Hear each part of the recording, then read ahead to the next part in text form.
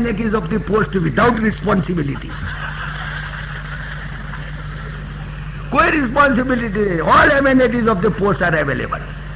ખરેખર બૈરાનો સુખ સારું છે. ખરેખર બૈરાનો અવતાર આવે તો રાજી થાય. પણ બૈરાને પૂછો કે તમે સુખી છો? તમે જરા પૂછો તો ખરા, જરા પૂછો. સુવાસણ ને ધણી નો હંતા પૂકમ કરે હાળી રે, વિધવાનો પૂરણ પાપ ઉંમર ઓશિયાળી રે. તમે પૂછો, સુવાસણ ને પૂછો ને ધણી જગ્યા આવતો હાથ ખબરદાર આમ જણ ઘોડા પર ચડીને આવે. આમ કેમ નહીં, રોટલી કેમ તૈયાર નથી, પથારી કેમ તૈયાર નથી, ક્યાં ગયા હતા, કેમ ગયા હતા, આમ તેમ બધું જાણે હુકમ કેટલો બધો. અરે આયાના આમ મોમો હાથ રાખવો પડે છે. ત્રાસ છે. જેને માથે ધણી છે ને એને તો ટપલા મારી મારીને કેટલું અરે ત્રાસ પડી જાય છે. સુવાસણ પૂછો, તારે કદાચ વિધવા થયા હારા કે વિધવાને પૂછો ને.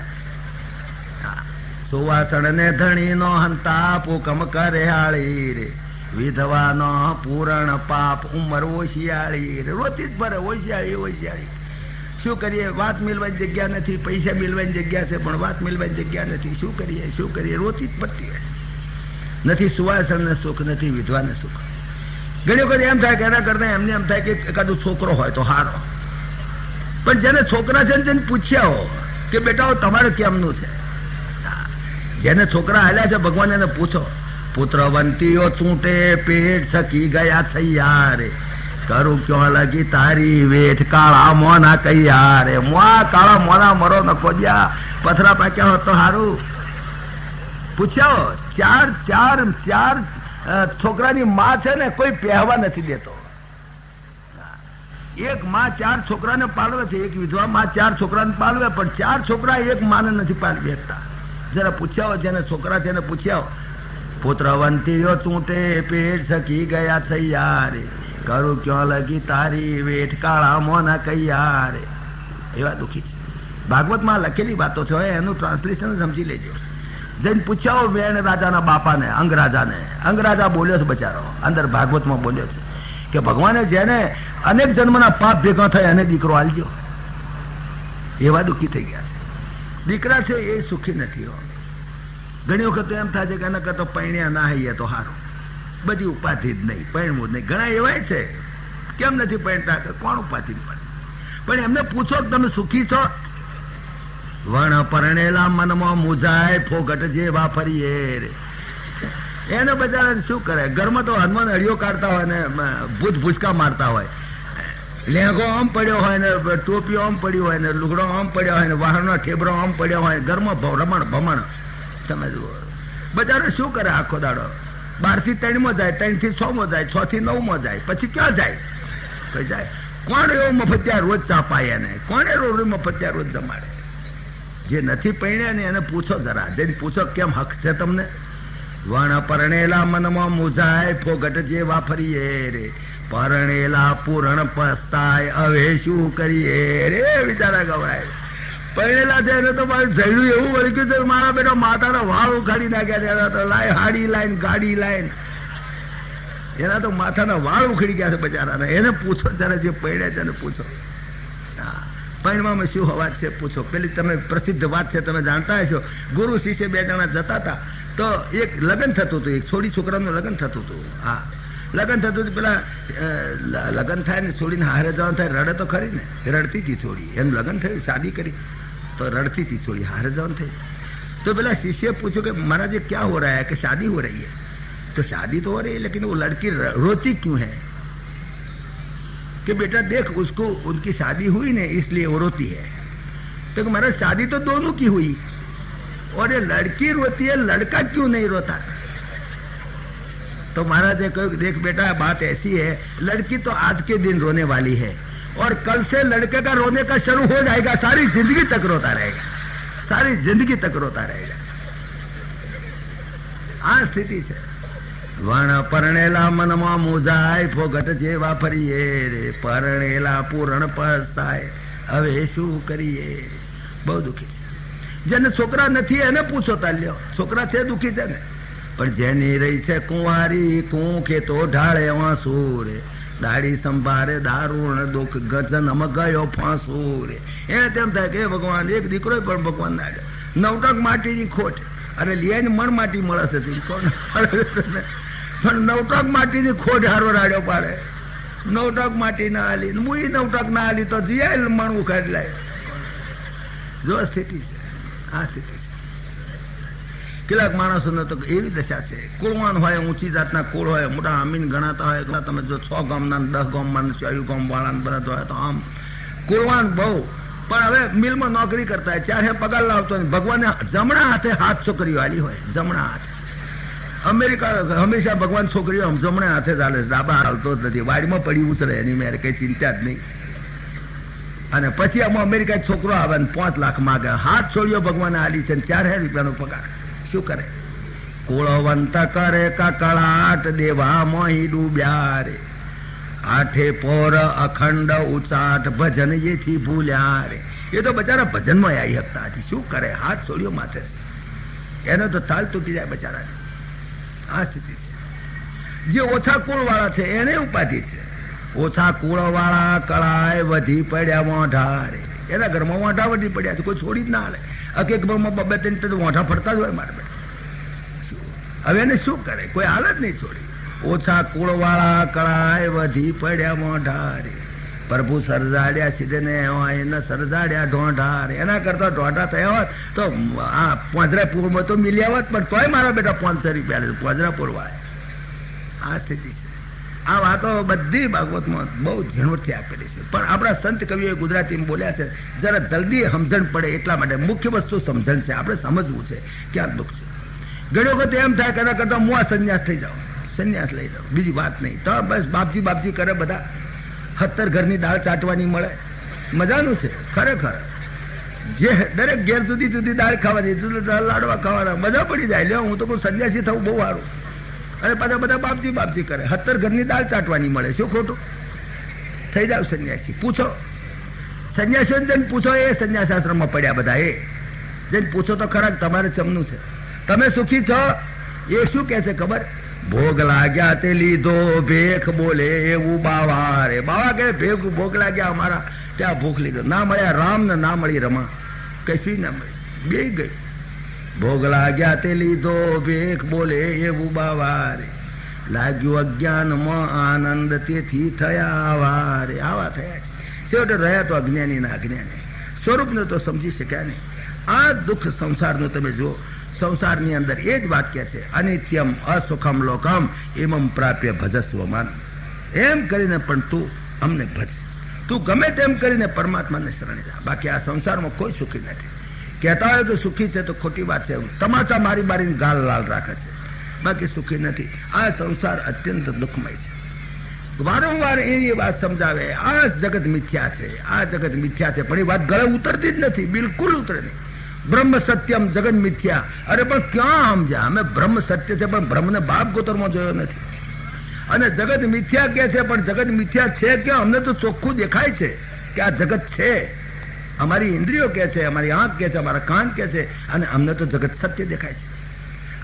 આ ગેડ બેહવી બહુ મુશ્કેલ છે. કારણ કે વાસના અને કામનાથી ઘેરાયેલો જીવ એને આ દેખાતું નથી. ખરેખર જે ખરેખર છે એ ખરેખર નથી દેખાતું. જે ખરેખર નથી એ ખરેખર સત્ય દેખાય છે. બસ એ જે પરિસ્થિતિ, એનું નામ માયા. માયા નામની કોઈ સ્ત્રી નહીં. માયા નામની કોઈ સ્ત્રી નથી. માયા મિસઅન્ડરસ્ટેન્ડિંગ, અણસમજણ, અવિદ્યા, અજ્ઞાન, એનું નામ માયા. માયાનો ચોખ્ખો અને સિમ્પલ અર્થ કરી બતાવે. માયા એટલે જે ખરેખર છે એ ખરેખર દેખાતું નથી. જે ખરેખર સાચું છે એ સાચું નથી દેખાતું. અને જે ખરેખર સાચું નથી જ એને બિલકુલ સાચું માનીને ચાલે છે, એનું નામ માયા. સમજાતું નથી. એટલે ભગવાન પછી ગોળ ગોળ ગોળ ગોળ ફેરવીને પાછા 5 લાવે છે. અર્જુનને બીજા અધ્યાયમાં જે કહ્યું ને એથી આગળ કશું કહ્યું નથી. જે કંઈ કહેવું તે ભગવદ્ ગીતાના બીજા અધ્યાયમાં કહી દીધું. પણ છતાં અર્જુનને પ્રશ્નો ઉભા થયા કર્યા. તો બાકીના 3 અધ્યાયથી 18 અધ્યાય સુધી એની જ વાત જુદા જુદા શબ્દોમાં, જુદા જુદા વાતમાં એને કરી. છેવટે આની આ વાત. બાકી ભગવદ્ ગીતા તો બીજા અધ્યાયમાં પૂરી થઈ ગઈ હતી. બીજા અધ્યાયમાં કહી દીધું, પછી કંઈ કહેવાનું બાકી નતું રહ્યું. પણ છતાંય ગોળ ગોળ ફેરવીને બધો લાઈન મૂકી દીધો. છેવટે આ વાત લાઈન મૂકી દીધી. બસ ભાઈ આ વાત છે. બસ બ્રહ્મ સત્યમ જગન મિથ્યા કેમ સમજાય? એને એક ખાનદાન કુટુંબનો છોકરો હતો. એ છોકરો બિચારો વિધવા માં, એકલી વિધવા માં, બીજું કોઈ નહીં. અને આ છોકરો, માને બહુ પ્રેમ આ છોકરાઓ. પણ છોકરો ચડી ગયેલો દારૂની લતે. એક દારૂ ખૂબ દારૂ પીધો અને પછી દારૂ પીને તો ગાંડો થઈ ગયો. અરે બેભાન જેવો થઈ ગયો, વિસ્મૃતિ થઈ ગઈ. પોતાના સ્વરૂપની વિસ્મૃતિ થઈ જવી એ જ ભયંકરતા. જે દારૂડિયાની વાત કરીએ છીએ ને એ તમે વિચારીને જરા સમજજો મનમાં. દારૂ પીધેલો જઈને ક્યાંક રોડ ઉપર ગટરમાં પડેલો, ગટરમાં મોઢું નાખીને પડેલો. બધા લોકોએ જોયો કે આ છોકરાનું મોઢું ગટરમાં છે, આ રોડ ઉપર પડ્યો છે, આ છોકરો તો ખાનદાન ફલાણા ભાઈનો છોકરો છે, એની મા બચારી રડતી છે, વિધવા છે, લઈ લો એને જોડે.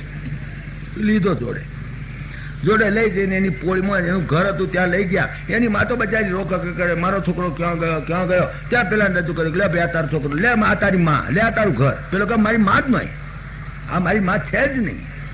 આ તો ડોશીનું ઓળખતો જ નથી. આ મારી દારૂના ઇન્ફ્લુઅન્સમાં તો દારૂના કેફમાં આ મારી મા નથી ને આ મારું ઘર નથી ને આ મારી પોળ નથી ને તમે મને ખોટી જગ્યાએ લાયા છો. પેલા બધા કઈ મૂર્ખા, ખોટી જગ્યાએ નથી લાયા, આ તારી મા છે. પેલેની મા વળગે, બેટા તું મારો છોકરો છો, તું આય. પેલો કે ના તું મારી મા જ નહીં ને, તું મારી મા જ નહીં. બસ વિસ્મૃતિ થઈ ગઈ. મારી મા છે જ નહીં. આ તમે ભાઈ ખોટી જગ્યાએ મને લાયા છો, મને ફસાવા માંગો છો, તમે મને ખોટી જગ્યાએ ઘુસાડવા માંગો છો. મારે નથી, આ મારા મા છે, આ મારું ઘરે નથી, આ મારી પોળ પણ નથી. બરાબર બધા 50 માણસ ભેગું થઈ ગયું. એટલે ભલાદમી આ તારી મા છે, સાચી મા આ છે, આ તારું ઘર છે. પેલો માને જ નહીં. બહુ બખાબખ ચાલી પણ માને નહીં. એવા મેં ગાડા વાળો નીકળ્યો ત્યાંથી, ગાડું જોડીને જતો હતો. એને કે ભાઈ શું બખાબખ છે? અરે કદાચ છોકરો જો એની મા છે, એનું ઘર છે, મને ભૂલી જ ગયો છે, દારૂ પી ગયો છે એટલે ભૂલી ગયો છે, એને ખબર નથી પડતી કે અમારી મા છે કે અમારું ઘર છે. અને હવે જો ઘરમાં જવાય જ ના પાડે છે, એની મા બોલાવે તો જવાય જ ના પાડે છે. પેલો ગાડા વાળો કે કઈ વાંધો નહીં, પેલાને કહે છે કે આ તારી મા નથી ને, ના આ તારું ઘર નહીં, ના હે બે જા ગાડામાં, હું તને તાર ઘેર લઈ જાઉં, હે તારી મા ને ભેગો કરી આપું તને, તાર ઘેર લઈ જાઉં. બે જા ગાડામાં બેહાડીને 3-4 માઇલ ફેરવ્યો, ગોળ ફેરવ્યો. તાલ કે પેલો કેફ બેસી ગયો, ઉતરી ગયો દારૂનો. લાઈન પાછો ત્રણ લાઈન ઉભો રાખ્યો.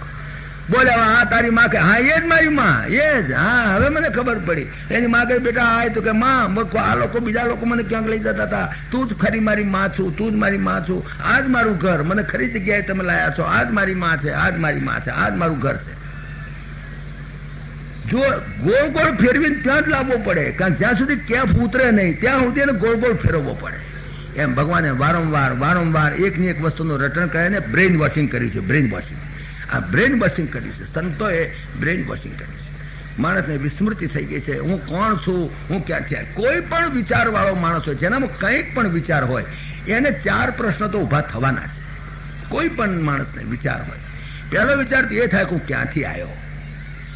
કોઈ પણ માણસને, અભણમાં પણ માણસને એક દાડો તો જિંદગીમાં વિચાર આવવાનો કે હું ક્યાંથી આવ્યો, એક હું ક્યાં જવાનો છું, હું કોણ છું, અને મારે અહીં આવવાનું પ્રયોજન શું છે, અને 5મું જે કામ માટે આવ્યો છું, હું શું કરવા આવ્યો છું અને હું શું કરી રહ્યો છું. બસ આ 5 સવાલ કોઈ પણ વિચાર વાળો માણસ હોય એને પેદા થવાના. પછી જે હાવ વિચાર વગરનો શૂન્ય છે, જે વિચાર શૂન્ય છે, એને આમાંનો એક પ્રશ્ન નહીં થાય.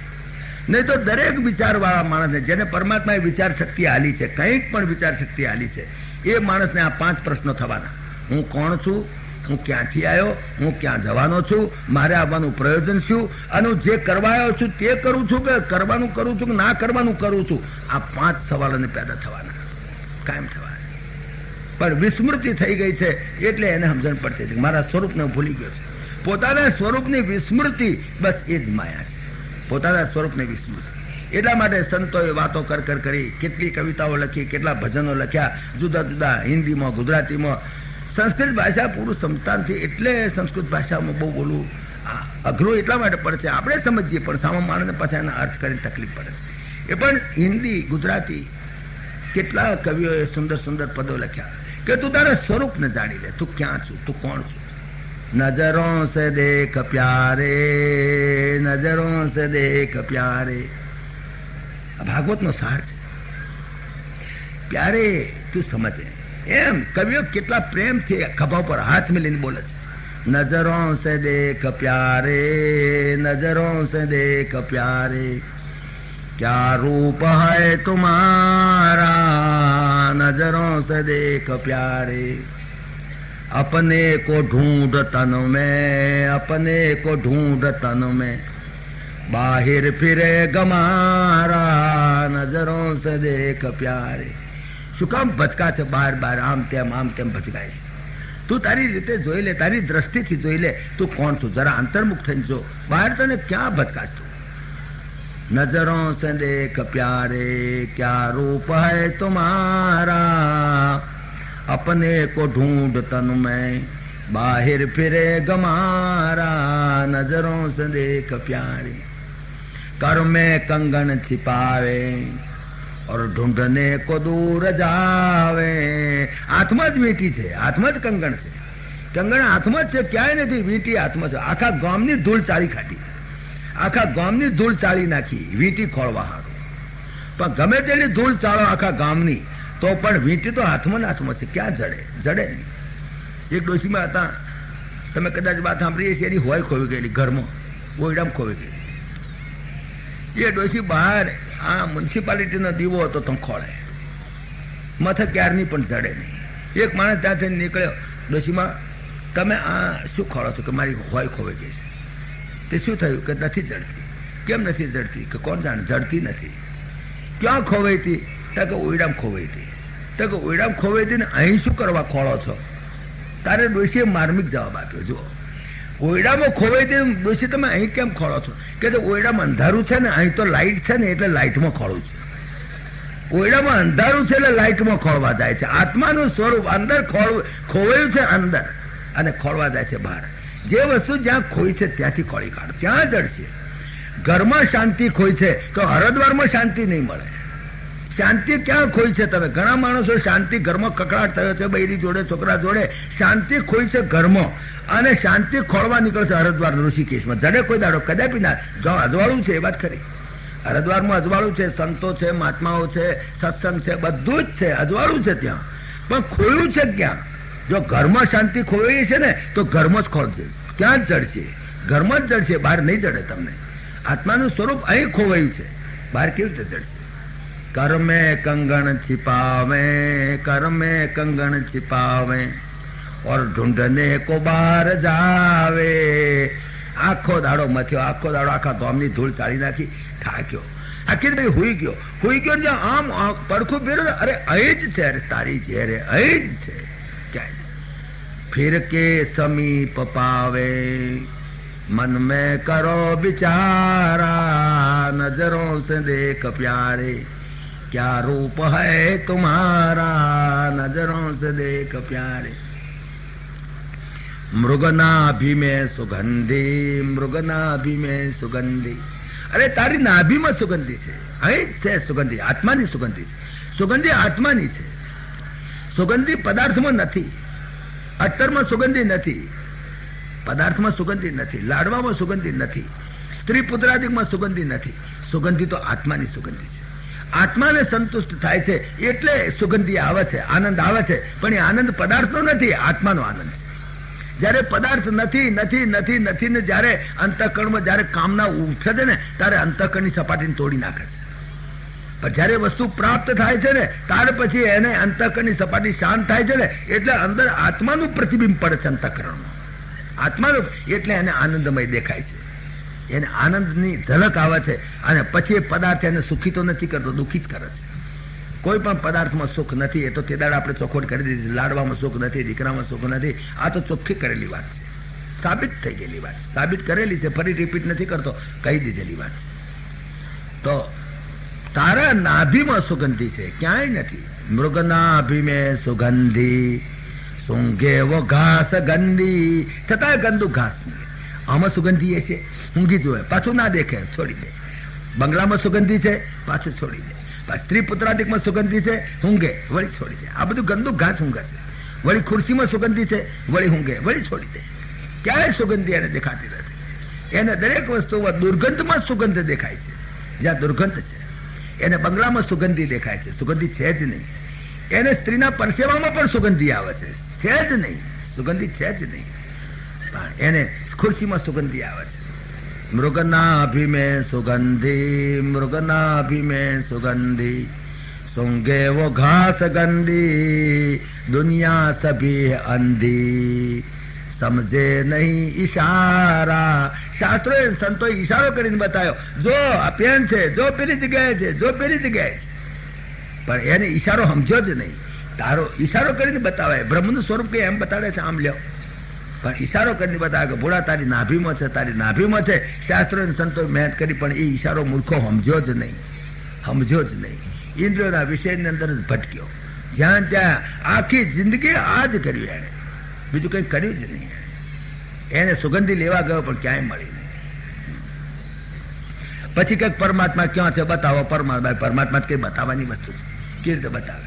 એક આખું મોટું તપેલું ભરીને દૂધ ભર્યું હોય, એની અંદર ક્યાંક આમાં મને ઘી બતાવો. હવે કેવી રીતે બતાવાય ઘી? અરે ભાઈ, દૂધના કણે કણમાં ઘી છે, દૂધના કણે કણમાં ઘી છે, તો અત્યારે સાયન્ટિસ્ટો કબૂલ કરે છે, આપણે કબૂલ કરીએ છીએ. પણ કે ઘી કાઢીને બતાવે, કેવી રીતે બતાવાય? એકદમ બતાવે, એના માટે પ્રોસેસ કરવો પડે. દૂધનું ઘી કરવું હોય તો પ્રોસેસ કરવો પડે. એમને દૂધ કેવી રીતે બતાવે? દૂધમાંથી ઘી કેવી રીતે બતાવે? આ જગતમાં પરમાત્મા કેવી રીતે બતાવાય? ભાઈ, પરમાત્મા જગતમાં કણે કણમાં છે, પણ બતાવાય કેવી રીતે? આ બેવકૂફને સમજાવવો કેવી રીતે કે પરમાત્મા કણે કણમાં છે? હવે ભાઈ, દૂધના કણે કણમાં ઘી છે, દૂધના કણે કણમાં ઘી છે. પેલો કંઈક ના, મને દેખાતું નથી, હાથ ડખોળે, અંદર હાથ ઘાલે, પણ ક્યાં ઘી હાથમાં આવે? એમ કે જો ઘી જોઈતું હોય તો પ્રોસેસ કરવો પડે. પરમાત્માને પ્રાપ્ત કરવા હોય તો પ્રોસેસ કરવો પડે. દૂધનું ઘી બનાવવું હોય તો પ્રોસેસ કરવો પડે કે નહીં? 8 પ્રકારનો પ્રોસેસ કરવો પડે છે. 8 પ્રકારનો. એ જે અમારા પતંજલિ ઋષિએ અષ્ટાંગ યોગ સમજાવ્યો છે, એ ઉદ્ધવજીને ગીતા આ ભાગવતની અંદર પણ સમજાવ્યો છે. અષ્ટાંગ યોગ સમજાવ્યો છે. 8 પ્રકારનો પ્રોસેસ કરવો પડે. દૂધનું ઘી બનાવવું હોય તો શું કરવું પડે? પહેલું તો દૂધને ગરમ કરવું પડે. મેં એક વખત આ વાત કરી હતી પણ ખરી. પહેલું તો દૂધને ગરમ કરવું પડે, પછી દૂધને ઠારવું પડે, પછી પાડોશી તારી મફતિયા મેળવણ લાવવું પડે. અમારા બરોડામાં નહીં, અમદાવાદમાં એવું કરે છે. પછી દૂધ દહીંને જમાવવું પડે, પછી દહીંને વલવવું પડે, પછી એનું માખણ તારવવું પડે, પછી માખણને તારવી છાશ અલગ કરીને પાછું એને ગરમ કરવું પડે, તાવવું પડે. એમ 8 પ્રોસેસ કરો તારે ઘી આવે. એમ જેમ ના આવે ઘી. એ અષ્ટાંગ યોગ બતાવ્યો અમારા પતંજલિ ઋષિએ. એ જ અહીં આગળ ભાગવતની અંદર અમારા ભગવાન શ્રી કૃષ્ણ ઉદ્ધવજીને બતાવ્યો કે અષ્ટાંગ યોગ છે પરમાત્માની પ્રાપ્તિ માટે, પરમાત્માના દર્શન માટે. અષ્ટાંગ યોગ કયો કયો? યમ, નિયમ, આસન, પ્રાણાયામ, પ્રત્યાહાર, ધારણા, ધ્યાન, સમાધિ. આ 8, 5 ને 3 8. આ 8 ની અંદર જે 5 છે ને, યમ, નિયમ, આસન, પ્રાણાયામ ને પ્રત્યાહાર, આ 5 તો તમારે જાતે કરવા પડે. આપણે આ વાતની ચોખવટ જયારે કપિલ ભગવાન દેવહૂતિને સમજાવતા હતા તારા કરેલી આ વાતને. પણ આ તો ધ્યાન તો 7મું પગથિયું છે. યમ, નિયમ, આસન, પ્રાણાયામ, પ્રત્યાહાર, ધારણા, પછી ધ્યાન. ધ્યાનનું 7મું પગથિયું. અત્યારે ધ્યાન કેન્દ્રો ખોલીને બેઠા છે, બધા દુકાનો લઈ લઈને બેઠા છે. ધ્યાન કરવા આવો ત્યારે પણ ધ્યાન થાય છે. એને કેવી રીતે ધ્યાન થાય? 7મું પગથિયું છે. પહેલું પગથિયું જ ભાગલું છે. એમ જ પહેલું તો ભાગલો છે. જેમાં અહિંસા, અસ્તેય, અપરિગ્રહ, આ બધા જે પહેલું પગથિયું એ જ ભાગલું છે. અને 7મે પગથિયે ઠેકડા મારે છે. એ ટોટીઓ ભાગવાના જ દશા છે, બીજું કઈ નહીં. 7મે પગથિયે ઠેકડા નહીં મારવાના. પહેલું પગથિયું હમું કરો, હાજુ કરો. પહેલું જ પગથિયું ભાગલું છે. એમ જ નથી, નિયમ નથી. બીજું પગથિયું ભાગલું. કોઈ જાતના ખાવા પીવામાં, કોઈ જાતના જીવનના વ્યવહારમાં કોઈ નિયમિતતા નથી. ખાના પીના બધો વ્યવહાર કઈ ન મળે. એમ જ ભાગલું છે પહેલું. પછી ધ્યાન કરવા બે તો શું ધ્યાન કરે? 9 થી 12 સિનેમા જોઈને આવે ને પછી ડુંગળી લહણના ભજીયા ખાઈને રાતે ઉઈ જાય, પછી સવારમાં નાકોરો દબાઈ બે તો શું ધ્યાન થવાનું છે? અને કોનું ધ્યાન કરવાનું છે? આ મુશ્કેલી છે. નહીં થાય, કદાપી નહીં થાય. પહેલો તો તમારો આહાર શુદ્ધિ થાય તો વિચાર શુદ્ધિ થાય, વિચાર શુદ્ધિ થાય તો બુદ્ધિની શુદ્ધિ થાય, તો આત્મા શુદ્ધ દેખાય. આહાર તમારો ભ્રષ્ટ જ્યાં આગળ ગમે તેમ ગમે તો ખાય જેમ, તો પહેલું પગથિયું ભાગલું યમ, બીજું પગથિયું ભાગલું નિયમ, ત્રીજું પગથિયું આસન, આસનમાં ભાગલું, એ પગથિયું ભાગલું. આમ થાય કલાક બે એકતા હતી અમથી હું ચાલે છે કેમ, એ પણ ભાગલું. પછી પ્રાણાયામ, પછીનું પ્રાણાયામ, પ્રાણને રોકો. પ્રાણને તમે સ્થિર કરો ને તો મન સ્થિર થાય. 2 રસ્તા છે એમની અંદર બતાવ્યા છે ભાગવતમાં કે કાં તો પ્રાણને સ્થિર કરો તો મન લોલિત નહીં થાય, લોલાયિત નહીં થાય, મન સ્થિર થશે. અગર તો મનને સ્થિર કરો તો પ્રાણ સ્થિર ચાલશે, બરાબર રિધમેટિક ચાલશે. મનની અંદરથી તમારું ટેન્શન કાઢી નાખો, સંકલ્પ વિકલ્પ તમે કાઢી નાખો, જેનું વર્ણન કરેલું છે. સંકલ્પ પ્રભવાન કામાન ત્યક્ત્વા સર્વાન અશેષતા મનસા એવ ઇન્દ્રિયગ્રામમ વિનિયમ્ય સમંતતા શનૈ શનૈ ઉપરમેત. ધીમે ધીમે ધીમે ધીમે મનને ઉપરામ સ્થિતિમાં લાવો. શ્વાસ એની મેળે બે, શ્વાસ સ્વસ્થ થઈ જશે. તમારે પ્રયોગ કરવો તો કરજો. કોક દાડો ઘેર જઈ અને એકદમ એકદમ relax your body, totally relax કરી દો બોડીને અને રિલેક્સ કરી દો મનને. જેમ પેલી મોટર ગેરમાં મૂકી દે છે ને પેલા ન્યુટ્રલમાં, એમ ન્યુટ્રલમાં મૂકી દો ગાડીને. જે ગાડી ચલાવતા હશે ખબર હશે. બિલકુલ બોડીને રિલેક્સ કરી દો, મનને રિલેક્સ કરી દો અને કઈ પણ સંકલ્પ વિકલ્પ બિલકુલ વિચાર છોડી દો. સંકલ્પ પ્રભવાન કામાન ત્યક્ત્વા સર્વાન અશેષતઃ મનસાએવ ઇન્દ્રિય ગ્રામમ વિનિયમ્ય સમંતતઃ શનૈ શનૈ ઉપરવે. તમે જોજો ધીમે તમે તમારા શ્વાસોશ્વાસ ચાલશે ને તો તમને ખબર જ નહીં પડે કે મારો શ્વાસ ચાલે છે. એની મેળે શ્વાસ અંદર જશે, હવા જશે ને બહાર નીકળશે, જશે ને બહાર નીકળશે. તમે પ્રયોગ કરજો, આટલો કરવા જેવો છે. તો તમારા શ્વાસોશ્વાસ એની મેળે કોન્ટ્રોલમાં આવી જશે. જો મન કોન્ટ્રોલમાં આવ્યું તો. અગર તો બીજો રસ્તો પતંજલિ જે બતાવ્યો છે તે કે પ્રાણને કોન્ટ્રોલ કરો તો મન કંટ્રોલ, બે એકબીજાની જોડમાં છે. મન કોન્ટ્રોલમાં આવી જાય તો પ્રાણ કોન્ટ્રોલમાં આવી જાય. અગર પ્રાણ કોન્ટ્રોલમાં આવી જાય તો મન કોન્ટ્રોલમાં આવી જાય. બંને એકબીજાના પૂરક છે. તો પ્રાણાયામની વિધિ ઘણા કરે છે મનને કંટ્રોલ કરવા. કેટલાક મનને કંટ્રોલ કરે છે પ્રાણને સ્થિર કરવા માટે. પછી તમને પ્રાણ સ્થિર થઈ જશે, ધડક ધડક નહીં થાય, કશું નહીં થાય, બિલકુલ શાંત. તમારે શ્વાસોશ્વાસ ચાલે છે એ તમને બી ખબર નહીં પડે. પ્રયોગ કરજો. તો આ પ્રાણાયામની વિધિ એ પણ એની અંદર બતાવી મનને કંટ્રોલ કરવાની. પણ મન હકનું બેસતું નથી, તકલીફ એ થાય છે, બેસતું નથી. ભગવાને એ પણ ગીતામાં સમજાવ્યું, એ પણ આની અંદર ઉદ્ધવ ગીતામાં સમજાવ્યું ને ભગવદ્ ગીતામાં સમજાવ્યું.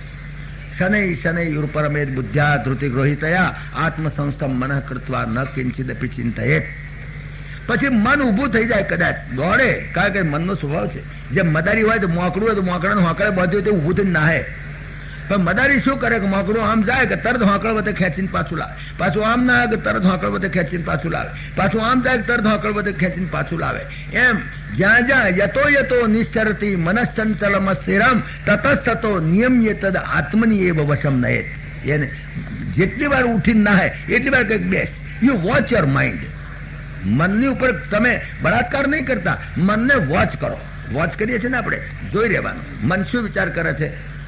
જરાક ખોટો વિચાર, કેમ ભાઈ કથામાં ગયા હતા તારે તો હારા દેખાતા હતા અને હવે કેમ આવા વિચાર કરો છો, તરત મન પાછું વળી જશે.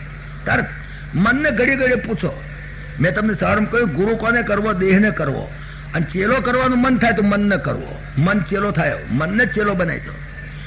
દેહને ગુરુ કરો, મનને ચેલો કરો. મનને કંઈક જો મારા કયા સિવાય ક્યાં જવાનું નહીં.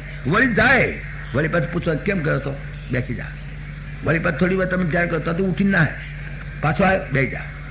એમ વારંવાર એને અભ્યાસ એને તો કૌંતેય વૈરાગ્યને તો ગ્રહ્યતે. એને સતત અભ્યાસ. અભ્યાસ એટલે ચોપડી વાંચવાનું નહીં, અભ્યાસ એટલે પ્રેક્ટિસ. રોજ પ્રેક્ટિસ કર કરો, રોજ પ્રેક્ટિસ કર કરો.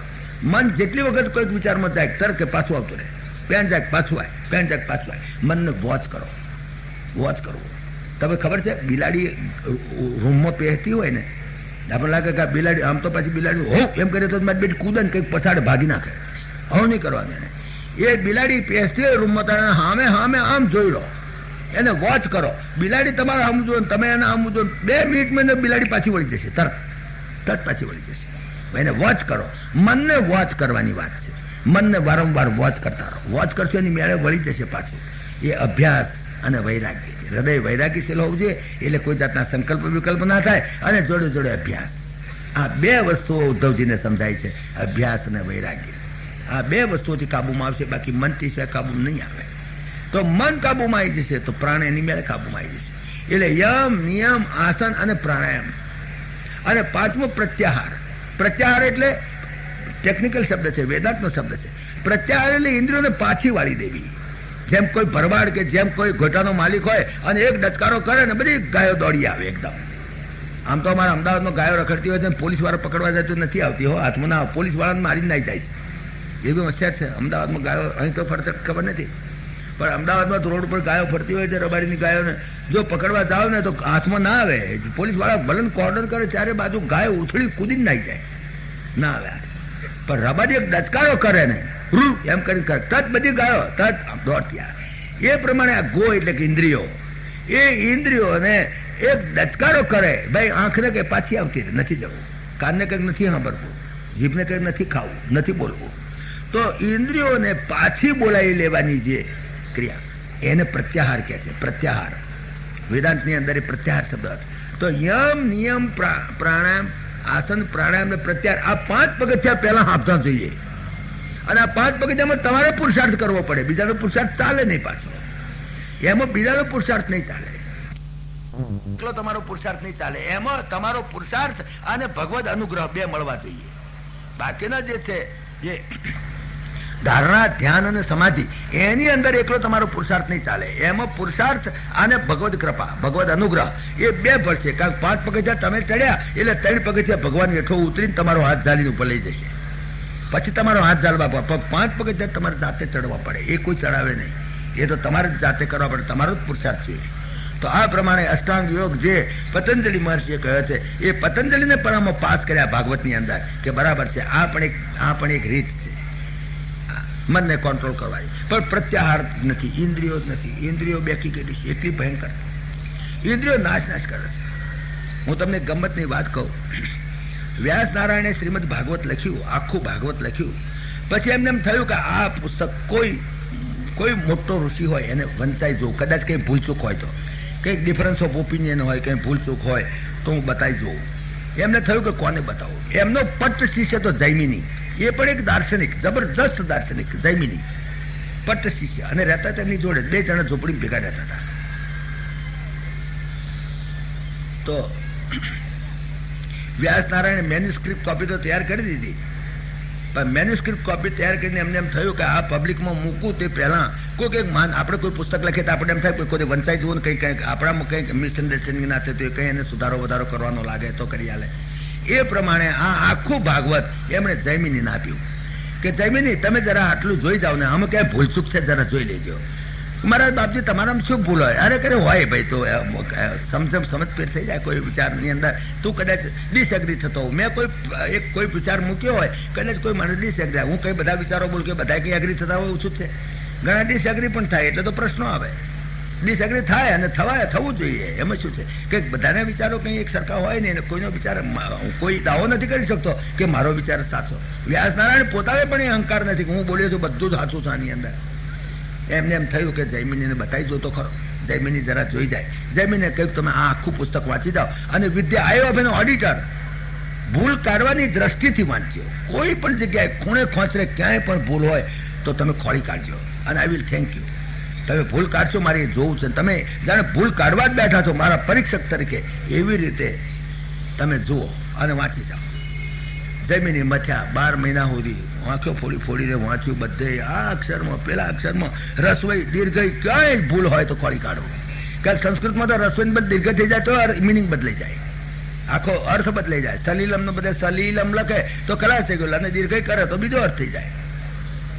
સંસ્કૃત ભાષામાં એ તકલીફ છે કે કોઈ પણ શબ્દની અંદર એક સહેજ ઉચ્ચારમાં પણ જો રસોને બધે દીર્ઘ બોલ્યા તો પણ એનો મિનિંગ બદલાઈ જાય. તમને એક દાખલો આપો તમને ખ્યાલ આવી જશે. હનુમાનજી લંકામાં ગયા. હનુમાનજીની સ્તુતિ છે. જો કે હનુમાનજીની સ્તુતિ મેં વાત લખી છે. ઉલ્લંઘ સિંધો સલીલમ સલીલમ. સિંધુના પાણીને સલીલમ એટલે પાણી અને સલીલમ એટલે લીલયા સહિતમ રમતમાં કૂદી ગયા. સિંધુના પાણીને સમુદ્રના પાણીને પાણી એટલે સલીલ થાય. લને રસોઈ હોય તો પણ લને દીર્ઘઈ થાય તો સલીલમ લીલયા સહિતમ. લીલયાથી રમતમાં કૂદી ગયા. ઉલ્લંઘ સિંધો સલીલમ સલીલમ યશોક વહનિમ જનકાત્મજાયા આદાય તે નૈવ દદાલંકમ નમામિ તમ પ્રાંજલિરંજનેયમ. એની સ્તુતિ કરે છે. પણ એની અંદર આ 2 શબ્દોની હું તો તમને બતાવું છું. તો આ પ્રમાણે જૈમિનીને હું આપ્યું કે તમે આની અંદર કોઈ પણ ભૂલ કાઢો ને આઈ વિલ થેન્ક યુ. હું તમારો ઉપકાર માનીશ પણ મને કોઈ ભૂલ કાઢી આપો. રસોઈ દીર્ઘની હોય તો અગર કોઈ વિચારમાં મતભેદ હોય તમારો તમે ડિસએગ્રી થતા હો કોઈક મેં જે ઓપિનિયન આપ્યો એમાં તો મને ખોરી આપો. જૈમિની 12 મહિના સુધી આંખો ફોડી મચ્યા. ક્યાંય ભૂલ ચડે નહીં. ક્યાંય ભૂલ ચડે. પણ એક ભૂલ ચડી એને. એ સંસ્કૃતમાં એ શ્લોક આપ્યો છે એટલે હું સંસ્કૃતમાં કહું છું. એક ભૂલ એને એને વ્યાસ નારાયણ લખ્યું છે બલવાન ઇન્દ્રિય ગ્રામો વિદ્વાંસમ અપિકર્ષતિ. બલવાન ઇન્દ્રિય ગ્રામો. ઇન્દ્રિયો એટલી બળવાન છે એટલી ભયંકર છે એટલી અઢીલી છે કે વિદ્વાંસમ અપી છે. વિદ્વાન એટલે ભણેલો નહીં. વિદ્વાન એટલે જેને વિદ ટુ નો જેને આત્મ સાક્ષાત્કાર કર્યો છે જેને પરમાત્માને જોયો છે જેને પરમાત્માની અનુભૂતિ કરી છે એવો વિદ્વાંસ હોય એને પણ વિદ્વાંસમ અપી કરશતી, એને પણ કોક દાડો ઘાટ પડે તો ગોથું ખવડાવી દે. તો જૈમિની થયું, જૈમિની પોતે દાર્શનિક હતો, એને બ્રહ્મની અનુભૂતિ કરેલી હતી અને એને વિશ્વાસ હતો કે મારી ઇન્દ્રિયો કદાપી કોઈ દિવસ ના થાય. મને નહીં વિદ્વાંસમ અપી કરશતી કે છે, મને વાક્ય બરાબર નથી લાગતું. હા, જે લોકો વિદ્વાન નથી, જે લોકોએ બ્રહ્મનો સાક્ષાત્કાર નથી કર્યો એને ઇન્દ્રિયો સતાવે, બાકી જેને બ્રહ્મનો સાક્ષાત્કાર થયો પછી એની ઇન્દ્રિયો સતાવે છે એની ના સતાઈ શકે. એટલે એને થોડો સુધારો કર્યો લાલ પેન્સિલથી. વાત એની એ રાખી, બલવાન ઇન્દ્રિય ગ્રામો, પણ ગ્રામોના આગળ એને અવગ્રહ કર્યો. અવિદ્વાંસમ, વિદ્વાંસ એટલે આમાં પિંગળમાં કોઈ ફેર નહીં. વિદ્વાંસમ ને બદલે અવિદ્વાંસમ, જેને બ્રહ્મનો સાક્ષાત્કાર નથી કર્યો એવા અદ્વિદ્વાંસમ અતિ કરશતી, અપી કરશતી ને બદલે અતિ કરશતી લેજો.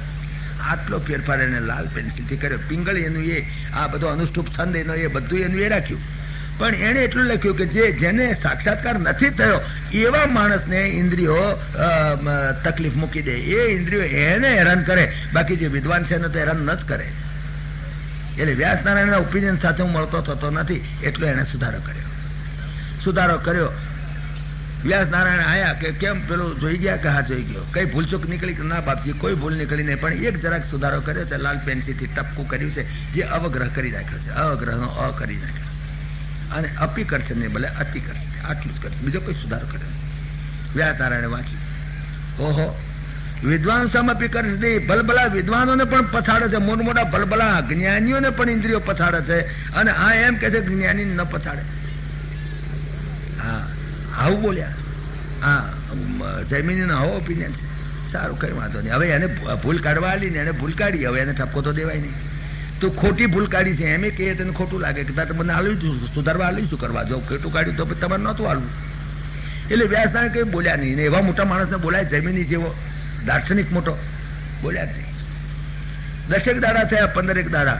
એટલે વ્યાસનારાયણે કહ્યું કે બેટા જો જંગલમાં એમનું ઝૂંપડું એક હતું, ઝૂંપડામાં 2 જણા રહેતા હતા, એકદમ નિર્જન જંગલ, એની અંદર ઝૂંપડું, એમાં 2 જણા રહેતા હતા. એક દાડો વ્યાસનારાયણે કહ્યું કે દેખ બેટા મુજે બહાર જાને કા હૈ, 1 મહિના માટે હું બહાર જઉં છું અને તો ઝૂંપડામાં એકલો રહેજે. તો કે હા બાપજી કઈ વાંધો નહીં, જાઓ, હું તો ધ્યાનમાં બેઠો છું, મને કંઈ તકલીફ નથી, તમે જાઓ, મહિના પછી આવીશ. તો કે હા કઈ વાંધો નહીં, જાઓ પધારો. ગયા વ્યાસનારાયણ ગયા, જૈમિની ઝૂંપડામાં એકલા બેઠેલા, એકલા રહેતા હતા. 4-5 દાડા થયા અને એકદમ આવ્યું વાવાઝોડું, એટલું જોરથી વાવાઝોડું તો પવન ફૂંકાય, ગજબનો, માણસ ઉભો હોય તો ઉખડી જાય, એટલો બધો પવન ફૂંકાય. અને પછી આવ્યું ઝાપટું વરસાદ, એટલો મુશળધાર વરસાદ, એટલો ભયંકર વરસાદ પડે કે ઝાડના ઝાડ ઉખડીને ઠપડે, અને પાણી ચારે બાજુ રેલ પાણી થઈ ગયેલું, પુષ્કળ વરસાદ. રાતના 12 વાગ્યાનો સુમાર, અંધારી રાત, અમોહની રાત, અને એમાં વરસાદ, અને આટલી ભયંકર વરસાદ પડે. જૈમિની ઋષિ તો ઝૂંપડામાં હોતેલા, અને કોકે હાંકળ ખખડાઈ, તે દાડે બેલ નહીં હોય કદાચ, હાંકળ ખખડાઈ. અંદરથી જૈમિની કોણ છે, એટલે કે હું છું બોલ્યા, એટલે સ્ત્રીનો અવાજ આવ્યો, કોઈ સ્ત્રી બોલતી અવાજ આવ્યો. આમ તો જોયા વગર ખબર તો પડે સ્ત્રી બોલે છે પુરુષ બોલે છે, એના વોકલ્સ જુદા હોય. કે કોઈ બાઈ માણસ છો કે હા હું એક બાઈ છું અને ખૂબ વરસાદ પડે છે ખૂબ, અને હું ક્યાંય મારા સાધન નથી, ક્યાંય રહેવાનું, હું બહુ દુઃખી થઈ ગઈ છું, મારા લુગડા લથડ પડથડ થઈ ગયા છે ને મને તમે આશરો આપો. પેલા જૈમિની ઋષિએ બાયણું ગળ્યા વગર અંદરથી કહ્યું દેખ ये सन्यासी का आश्रम है, इधर बाई लोग को नहीं दाखिल कर सकते हैं, बाई लोग नहीं आ सकती. अरे भाई महाराज बाई लोग ની કેમ વાત કરો છો, એ તો ઊભું રહેવાતું નથી, એ તો પવન સુસવાટા મારે છે, હું તો ધ્રુજું છું, શરીરે કકડે શરીર એનું એમ ધ્રુજી ગયેલી બાઈ. અને કે મહારાજ તમે વિચાર તો કરો, મારે બીજું કોઈ જગ્યાએ જવાનો આશરો નથી, તમારું ઝૂંપડું દેખ્યું તો દોડતી આવી છું, મને ગમે તેમ કરો મારા, નહીં તો હમણાં હું 5 કલાકમાં મરી જઈશ, મારે મરી જવા જેવું થશે. મારા કેટલો બધો વરસાદ, એક બાજુ હું લથડ પથ્થર થઈ ગઈ છું, મને ટાઢ ચડી ગઈ છે, મારાથી રહેવાતું નથી, મારા રોવાડા ખડા થઈ ગયા છે મહારાજ, આનું 5 કલાક અડધા કલાકમાં મરી જઈશ, મને એમ લાગે છે, મને તમે અંદર સગવડ આપો. કે भाई देख बेटा ये आश्रम है, ये सन्यासी का आश्रम है, इधर कैसे रह सकते हो. जरा बाहर उगाड़ी ने कहूँ बेटा देख ये सन्यासी का आश्रम है, इधर नहीं रह सकता है. કે પણ મહારાજ કરું છું કે નહીં, પણ સન્યાસીનો નિયમ છે. અરે મહારાજ નિયમ હોય પણ માનવતા છે કે નથી તમારામાં? તમે બ્રહ્મ સ્વરૂપ બધાને દેખો છો, દુનિયા આખી બ્રહ્મ છે અને આ બધા બ્રહ્મની વાતો કરો છો. અને એક દુઃખી ભાઈ છે અત્યારે રાતે 12 વાગે 1 વાગ્યાનું સુમાર શું જવું ક્યાં? આટલા વરસાદની અંદર મને ક્યાંય ઊંચું નથી, દિશા ઊંચી નથી. માનવતા ખરી કે નહીં તમારા સંન્યાસીઓમાં? ખૂબ આર્ગ્યુમેન્ટ ચાલ્યા. પેલો ના પાડે, પેલી ભાઈ એવી જોરદાર આર્ગ્યુમેન્ટ કરે, એટલા જોરદાર આર્ગ્યુમેન્ટ કરે, છેવટે જમીની ઢીલા પડી ગયા. कैसे बात तो खरी मारो तो ऐसे पर देख हम दूसरा कमरा में तुम्हारे को सोलाएगा. अच्छा दूसरा कमरा में हमें क्या ना पाड़ू तुम्हारा? दूसरा कमरा उगाड़ी आप्या. पेली बाई ने લુગડા બદલવા. હવે લુગડા બાઈ બદલતી હતી અને પેલા લુગડા મહારાજે કહ્યું કે કોરા બે છે અમારે તો ભંગ પેલા આવા સાધુ જેવા કે કઈ નહીં કોરા હોય તો હાલો હું મારા કપડા બદલતે બદલતે આ ઋષિએ એને જોયું. સહેજ જરા મનમાં હાલી ગયું, જરા સહેજ મગન શરીર જરા છે દોત છે હાલવા મળે ને, દોત હાલવા મળે કે આ થોંભલો હાલે ને જરાક છે ઢીલો પડે એમ ઢીલું પડ્યું. ઋષિનું મન જરાક ઢીલું થઈ ગયું. પણ તોય પાછો વિચાર કરી ગયો, હું જમી નહીં, હું કોણ, હું દાર્શનિક, મને કેમ થાય? પણ છતાંય બોલ્યા નહીં. બાયણું વાસી પેલી પૈયા અંદર હોઈ ગઈ હોંકળ વાસી. લગભગ 1 કલાક થયો હશે ને મુનિને પથારીમાં મોકળ પડ્યા, બરાબરના મોકળ પડ્યા. અરે આટલું એકાંત, આટલી શાંત જગ્યા, આટલું પવિત્ર વાતાવરણ, આટલી ઠંડી હવા, અરે બસ મોકળ પડ્યા. વળી પાછા ઊભા થઈને પવાળું પાણી પીવે ને પાછા હોઈ જાય. પાછો મનમાં વિચાર કરે વળી પાછું થોડી વાર થાય, આમુની ઊંચા થાય, પાછા પેલા મોકળ કઈ થોડી વાર થાય પાછા ઊભા થાય, વળી પાછા પાણી પીને પાછા હોઈ જાય. એમ 2 વાગ્યાથી 3 વાગ્યા સુધીમાં તો લગભગ 10 વખત ઉઠીને પાણી પીધું છે, 10 વખત પાછા હોઈ જાય. અકળાઈ ગયા, અરે શું થાય છે? પછી છેવટે એમ થયું કે ના કઈ નહીં, આવો ક્યાં, આ પણ એક પ્રસંગ છે, એમાં શું ખોટું છે? એને તો બાયડાની ખખડાઈ ઉગાડો. પેલી કે નહીં ઉગાડવામાં આવે, તમે સમજો છો? હું બાઈ માણસ છું, આજે એકાંત છે, હું નહીં ઉગાડું. હવે પેલો એ નહોતો ઉગાડતો, હવે આ બાઈ ઉગાડવા જ ના પાડે. પેલો કે તું શું સમજે છે? આશ્રમ અમારો છે, અમારા આશ્રમમાં તને આ બેહાડી એટલે તું શું થઈ ગયું? તું અમારા માલિક છો, આગળ ઉગાડ બાયણું. પેલી કે નહીં ઉગાડું, તમે સમજો છો શું? તમે પુરુષ છો, સ્ત્રી છું, નથી ઉગાડવાની, જાઓ ટાઈમ કરી નાખો. પેલો કે સાધુને ઓળખત તું, હા તને આમ કરી નાખીને તેમ કરી નાખી. પેલો કે તાર થાય કરી લાગજે, નથી ઉગાડવાના, જા. પેલો કે આશ્રમ મારો છે, કે તારો એટલે શું થઈ ગયો? હું ભાઈ માણસ છું, ચાલી બરાબરી. પહેલા અંદર પહેવામાં એ બેને ચાલી, પેલો ના પાડતો તો પેલી પહેવા પ્રયત્ન કરે. હવે આ મારા જ પહેવા પ્રયત્ન કરે, પેલી બાઈ ના પાડે. મારા ના આવી ગયો ગુસ્સો આવી ગયો, લાત મારી દીધી. લાત મારી બાઈનું ફરાક ઉગડી ગઈ અને પેલી બાઈ અંધારું બિલકુલ હાથે દેખાય નહીં. એ બાઈને પકડવાનું ફાંફો મારે. આવી ગઈ બાઈ હાથમાં, ભાઈ હાથમાં આવી ગઈ એટલે એકદમ એને તો સીધી બચી કરવા મુજો એના ગાલ આગળ મોડું અડાડ્યું છે. નરી દાઢી જ મોમો આવી, બિલકુલ દાઢી મોમો આવી. અને ત્યાં તો યોગ શક્તિથી ઝબકારો થયો, અજવાળું થયું. વ્યાસનારાયણ કે કેમ છો જમીની, શું થયું તમને? ગજબ થઈ ગયો, ગજબ થઈ ગયો. વ્યાસનારાયણ પોતે જ આવેલા અને પેલો તો બચ્ચી કરવા ગયો, પણ આખું દાઢી તે એવી કડક દાઢી એની એના દાંતમાં ઘૂસી ગઈ બચારાની દાઢી. વ્યાસનારાયણ કે જૈવીની કેમ છો, મજામાં? પેલાને કાપ્યો તો લોહી ના નીકળે.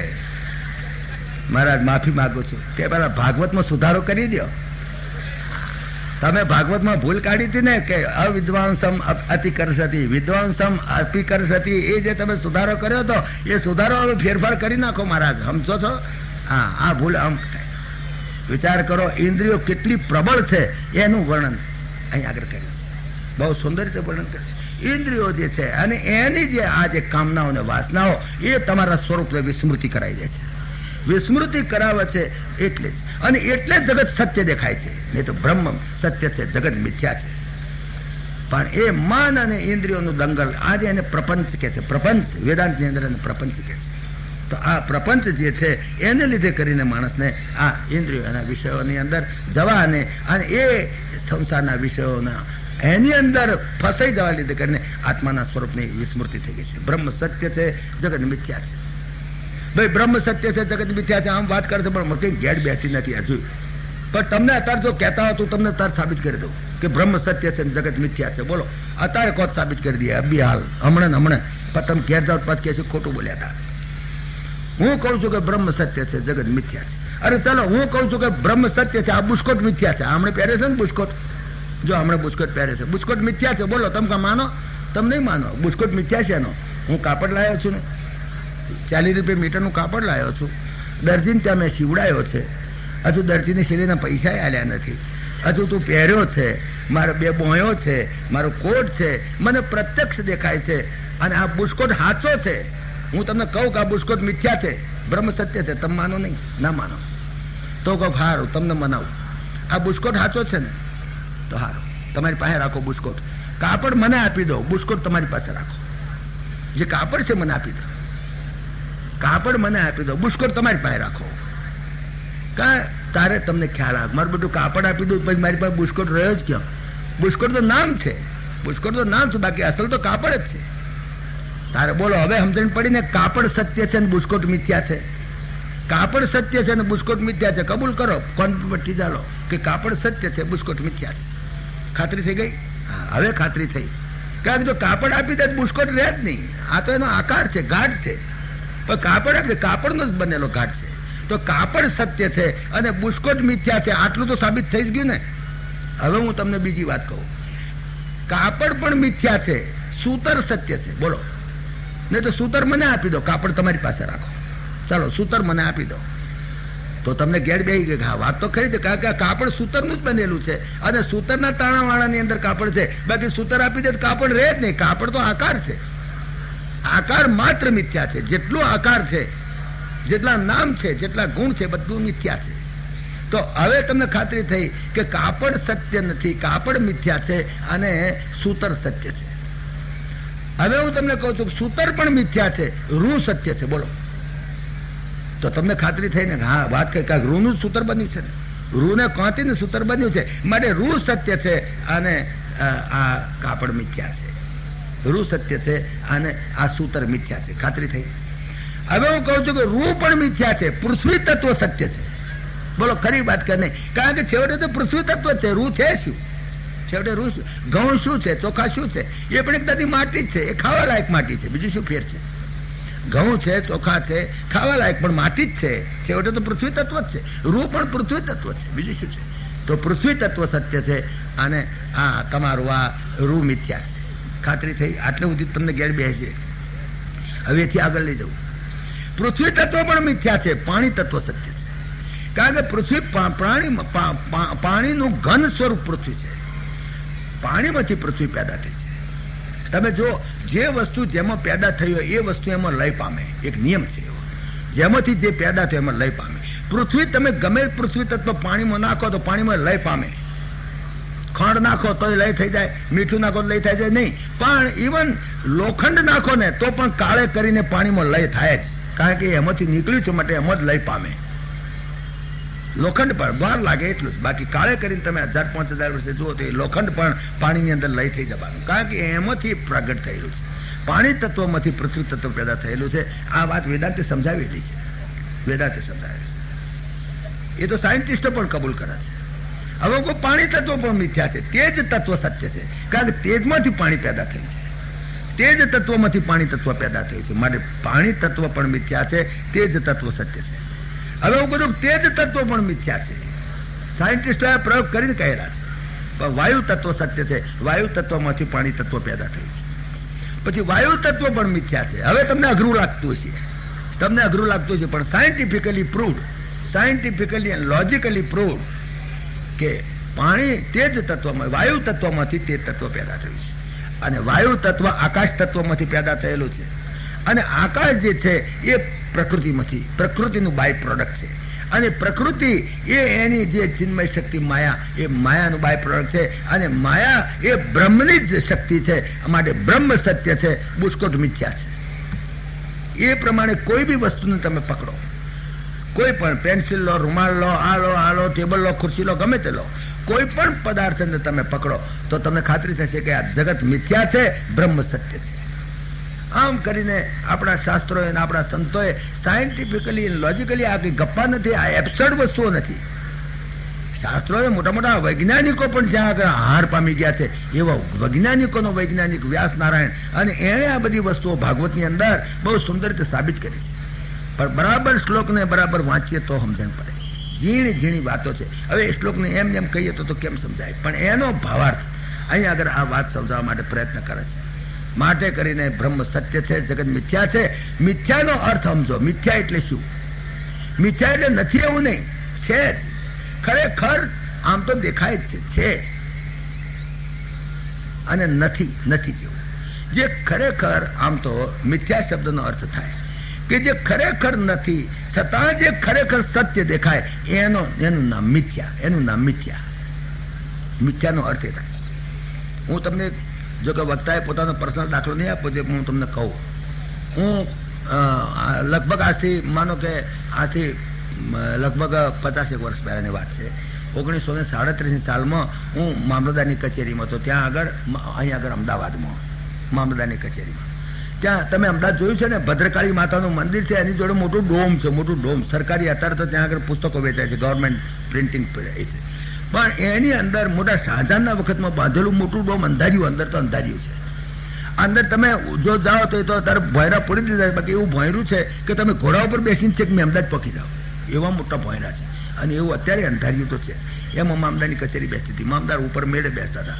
સતાબ ખાન પઠાણ કરીને હતા, મોટા જોરદાર હતા. તે તો મામલતદારનો પાવર્સ બી બહુ ફર્સ્ટ ક્લાસ મેજિસ્ટ્રેટના પાવર્સ. એમની પાસે બધા કેસ આવે ચોરીના અને એવા બધા. સાયકલ કોઈની ચોરી હોય, કોઈનું કંઈ ચોરી હોય, એ બધું કેસ ને મેજિસ્ટ્રેટ કામ ચાલે. મેજિસ્ટ્રેટ તરીકે સત્તા હતી તે દાડે.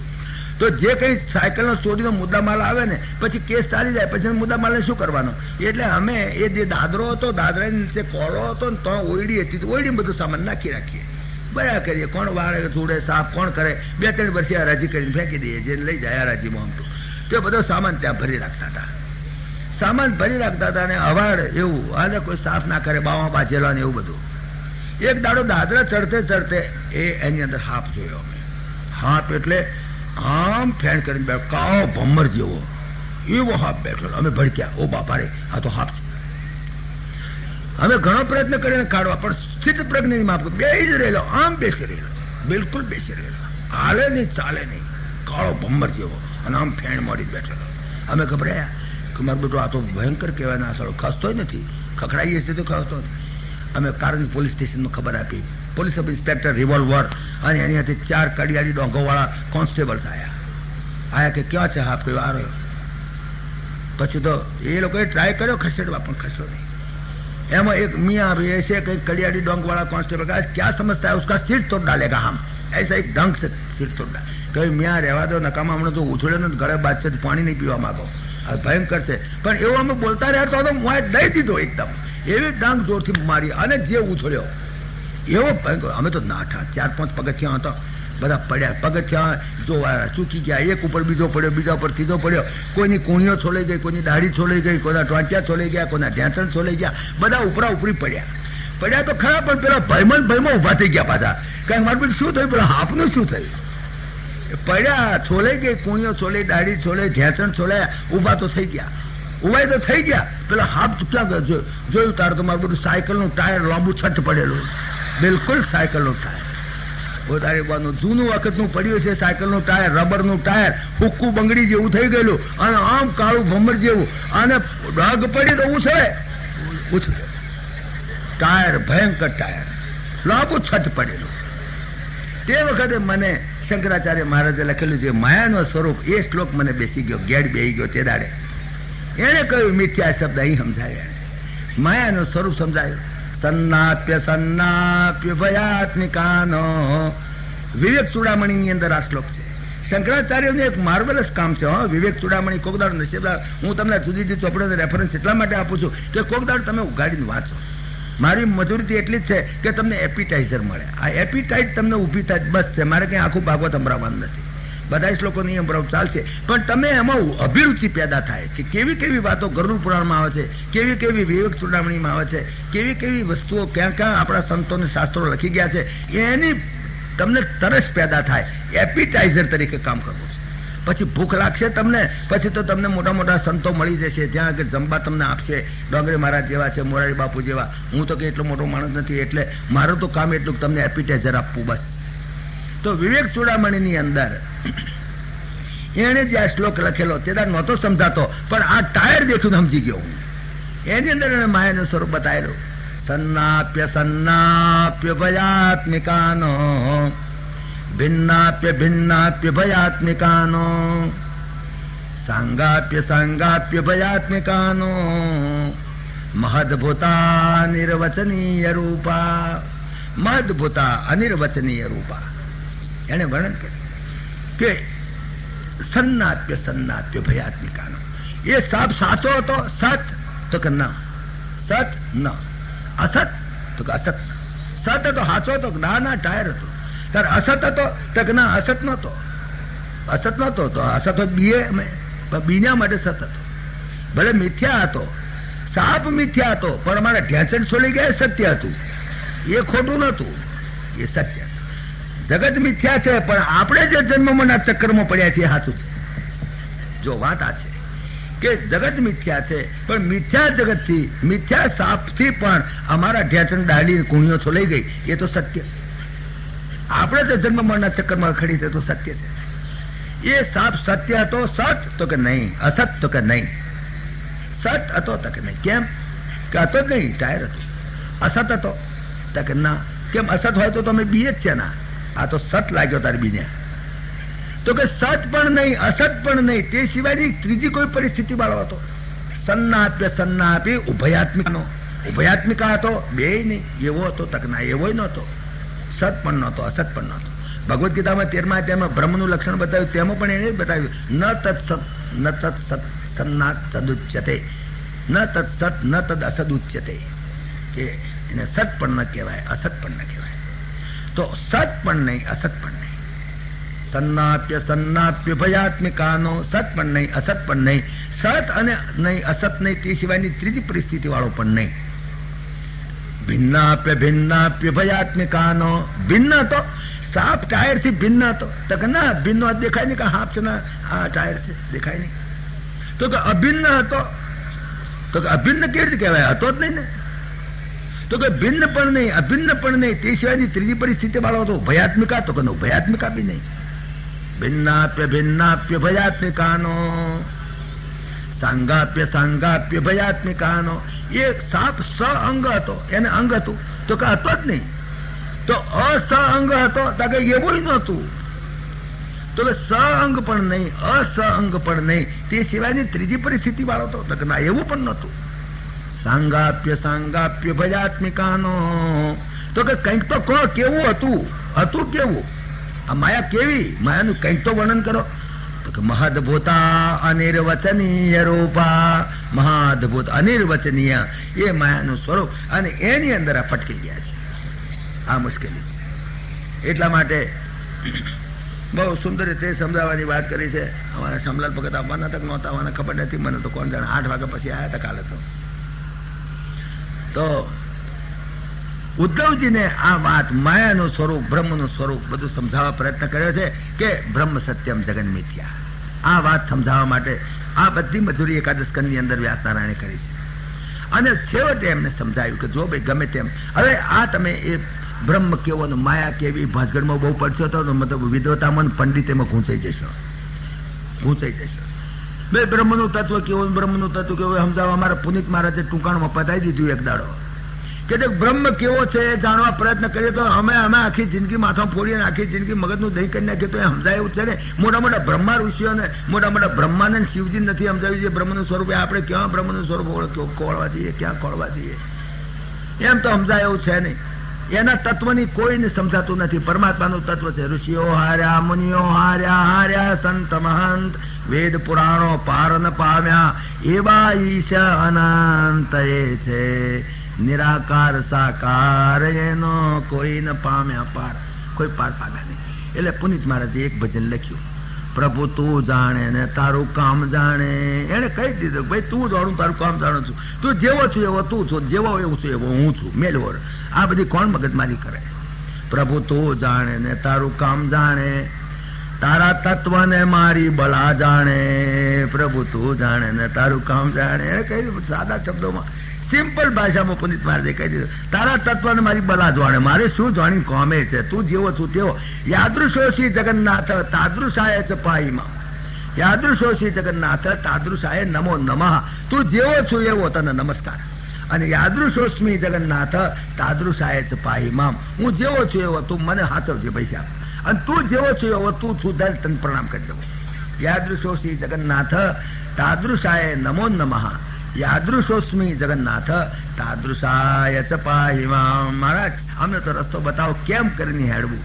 તો આ ભાગવતના એકાદશ સ્કંદની અંદર ભગવાને પછી એને કર્મ માર્ગ, ભક્તિ માર્ગ અને જ્ઞાન માર્ગનો ઉપદેશ કર્યો કે 3 માર્ગ છે, મુખ્ય 3 માર્ગ છે, કર્મ માર્ગ, ભક્તિ માર્ગ અને જ્ઞાન માર્ગ. કર્મ માર્ગ જે બ્રોડ રોડ છે, હેડે જાઓ, ભગવાન હાથવશે, એને તત્વની પાંચગણમાં પડશો નહીં. છેવટે પ્રેક્ટિકલમાં આપણે આવવું છે. એકલો આ કઈ વિદ્વતા પંડિત એમાં પડી રહીશું તો ઊંચા નહીં આવીએ. માટે પ્રેક્ટિકલમાં આવીને આપણે તો ભગવાન છે, જેવો હશે હશે, જ્યાં હશે તો હશે, અને જેવું કરે છે એવું કરે છે. આપણે એમાં કઈ ફેરફાર તો કરી શકવાના નથી, કઈ એનું કઈ સ્વરૂપ બદલી શકવાના નથી, એનું કઈ જગતનું સ્વરૂપ બદલી શકવાના નથી, કઈ કરી શકે એમ નથી. અમારે શું કરવું એટલું સમજાઈ દો, બસ, બીજું કઈ નહીં. પરમાત્માએ કર્મયોગ, ભક્તિયોગ અને જ્ઞાન યોગનો ઉદ્ધવ ગીતાની અંદર પણ એમણે બહુ સુંદર વિવેચન કર્યું છે.